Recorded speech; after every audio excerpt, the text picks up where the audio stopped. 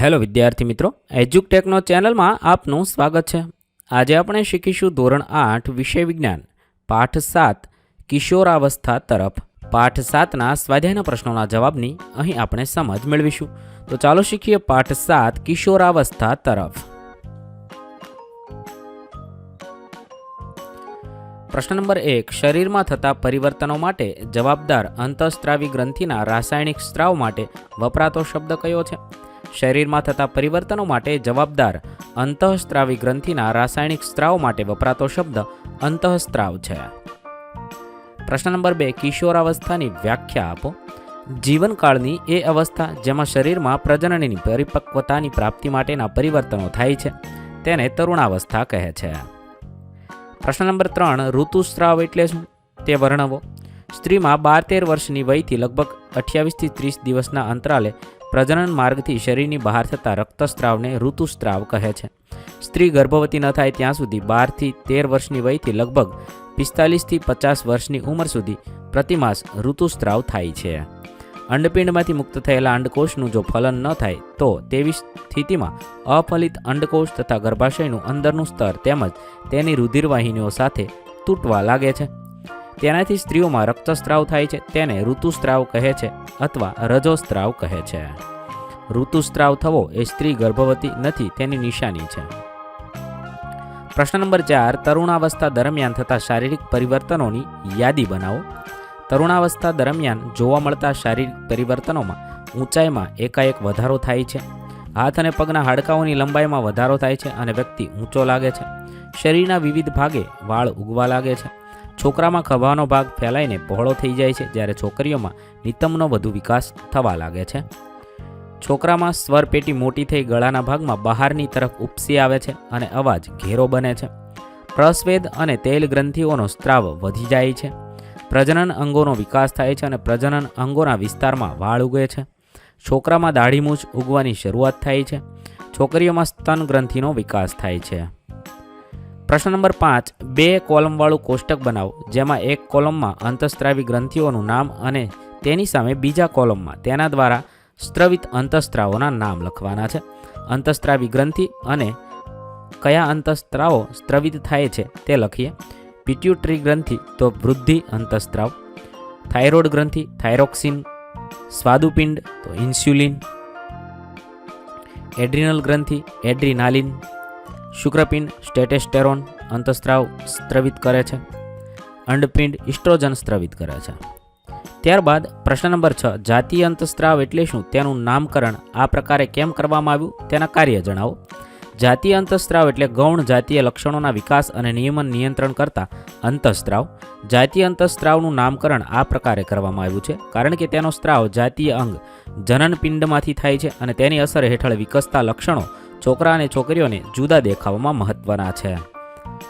જાતીય અંતઃસ્ત્રાવના કાર્ય તો ગૌણ જાતીય લક્ષણો જેવા કે છોકરાના ચહેરા પર વાળ, દાઢીમૂછ ઉગવા, છાતી પર વાળ, છોકરીમાં સ્તન ગ્રંથિનો વિકાસ, નિતંબનો વધુ વિકાસ વગેરે કાર્ય કરે છે। છોકરા અને છોકરીઓ બંનેમાં બગલમાં તથા પ્યુબિક વિસ્તારમાં વાળ ઉગવાનું કાર્ય કરે છે। પ્રશ્ન નંબર 7, સાચો વિકલ્પ પસંદ કરો। 1, કિશોરોએ તેઓ શું ખાઈ રહ્યા છે તેના વિશે સચેત રહેવું જોઈએ કારણ કે તેના માટે 4 ઓપ્શન છે। સાચો જવાબ લખી શકાય। બી, શરીરમાં થઈ રહેલ તીવ્ર વૃદ્ધિ માટે ઉચિત ખોરાકની આવશ્યકતા હોય છે। 2, સ્ત્રીઓમાં પ્રજનન ઉંમરની શરૂઆત ત્યારે થાય છે જ્યારે તેના માટે 4 ઓપ્શન છે। સાચો જવાબ થશે ઋતુસ્ત્રાવની શરૂઆત થાય છે। 3, નીચેનામાંથી કયો ખોરાક કિશોર માટે ઉચિત છે તેના માટે 4 ઓપ્શન છે। સાચો જવાબ થશે બી, રોટલી, દાળ, શાકભાજી। પ્રશ્ન નંબર 8, નીચેના પર નોંધ લખો। કંઠમણી, યૌવન આરંભમાં છોકરાઓની સ્વરપેટી વિકાસ પામીને અપેક્ષાકૃત મોટી થઈ જાય છે। છોકરાઓમાં મોટી થયેલી સ્વરપેટી ગળાના ભાગમાં બહારની તરફ ઉપસી આવે છે, તેને કંઠમણી કહે છે। તેના કારણે છોકરાઓનો અવાજ ઘેરો હોય છે। ગૌણ જાતીય લક્ષણો, છોકરાઓને છોકરીઓથી અલગ પાડતા લક્ષણોને ગૌણ જાતીય લક્ષણ કહે છે। છોકરા અને છોકરી બંનેના બગલમાં તેમજ પ્યુબિક વિસ્તારમાં વાળ ઉગવા, છોકરામાં દાઢીમૂછ તેમજ છાતી પર વાળ, ઘેરો અવાજ, જ્યારે છોકરીઓમાં સ્તન ગ્રંથિનો વિકાસ, તીણો અવાજ વગેરે ગૌણ જાતીય લક્ષણો છે। 3, ગર્ભસ્થ શિશુમાં લિંગ નિશ્ચયન, ગર્ભસ્થ શિશુની જાતિ એટલે કે લિંગનું નિશ્ચયન લિંગી રંગસૂત્ર વડે થાય છે. મનુષ્યમાં સ્ત્રીનો અફલિત અંડકોષ હંમેશા એક્સ લિંગી રંગસૂત્ર ધરાવે છે. પુરુષમાં શુક્રકોષો બે પ્રકારના, ફક્ત એક્સ લિંગી રંગસૂત્ર ધરાવતા અને ફક્ત વાય લિંગી રંગસૂત્ર ધરાવતા હોય છે. ફલન થાય તે જ ક્ષણે ગર્ભસ્થ શિશુનું લિંગ નિશ્ચયન થઈ જાય છે. જો એક્સ લિંગી રંગસૂત્ર ધરાવતો શુક્રકોષ ફલનમાં ભાગ લે તો યુગ્મનજનું લિંગ રંગસૂત્ર બંધારણ ડબલ એક્સ થશે. આ યુગ્મનજ માદા એટલે કે છોકરી તરીકે વિકાસ પામે છે. જો વાયલિંગી રંગસૂત્ર ધરાવતો શુક્રકોષ અંડકોષનું ફલન કરે તો યુગ્મનજનું લિંગ રંગસૂત્ર બંધારણ XY થશે. આ યુગ્મનજ નર છોકરા તરીકે વિકાસ પામે છે. અહીંયા તમે ચિત્ર જોઈ શકો છો. આ મુજબ છે છોકરો છે કે છોકરી તે નક્કી થાય છે. આમ ગર્ભસ્થ શિશુના લિંગ નિશ્ચયન માટે ફલનમાં ભાગ લેતા શુક્રકોષમાં રહેલું લિંગી રંગસૂત્ર કે સંતાનના પિતા જવાબદાર છે. પ્રશ્ન નંબર 9. શબ્દ કોયડો ઉકેલવા માટે ચાવીઓના જવાબના અંગ્રેજી શબ્દનો ઉપયોગ કરવાનો છે. અહીંયા કેટલાક અંગ્રેજી શબ્દ આપેલા છે અને આ આડી ચાવી અને ઊભી ચાવી આપેલી છે. તે વાંચવાની છે, સમજવાની છે. તેના આધારે આપેલું કોષ્ટક પૂર્ણ કરવાનું છે. મેં અહીંયા આ રીતે કોષ્ટક પૂર્ણ કર્યું છે. તમે આડી ચાવી અને ઊભી ચાવી વાંચીને કોષ્ટક પૂર્ણ કરશો. ત્યારબાદ પ્રશ્ન નંબર 10. નીચે આપેલા કોષ્ટકમાં છોકરા અને છોકરીની ઉંમર વધવાથી સાથે સંભવિત ઊંચાઈના આંકડા દર્શાવવામાં આવ્યા છે. છોકરા તેમજ છોકરીઓ બંનેની ઊંચાઈ તેમજ ઉંમરને દર્શાવતો એક આલેખ એક જ પેપર પર દોરવાનો છે. આ આલેખ પરથી તમે શું તારણ કાઢી શકશો? અહીંયા કોષ્ટકના આધારે આપણે આલેખ દોરી શકીએ છીએ. આ મુજબ આલેખ દોરશું અને તેના ઉપરથી તારણ કાઢી શકાય કે ઉંમર પ્રમાણે કેટલી અંદાજિત ઊંચાઈ હોય છે અને હોવી જોઈએ. છોકરાઓ અને છોકરીઓમાં અલગ અલગ હોય છે. તે આ મુજબ દર્શાવી શકાય છે.